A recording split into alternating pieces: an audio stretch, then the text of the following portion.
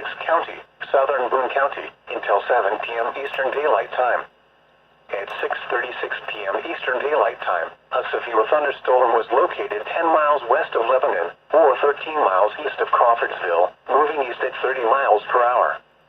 Expected hazards include 60 miles per hour wind gusts and quarter-size hail. This is a radar-indicated threat.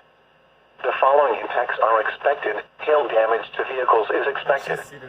Expect wind damage to roofs, siding, and trees.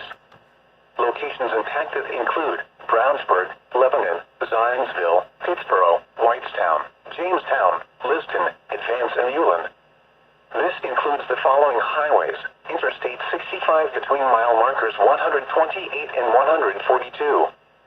Interstate 74 between mile markers 47 and 58, and between mile markers 61 and 64. For your protection, move to an interior room on the lowest floor of a building.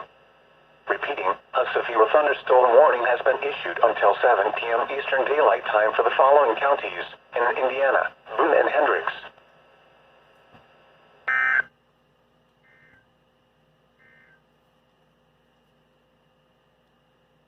How?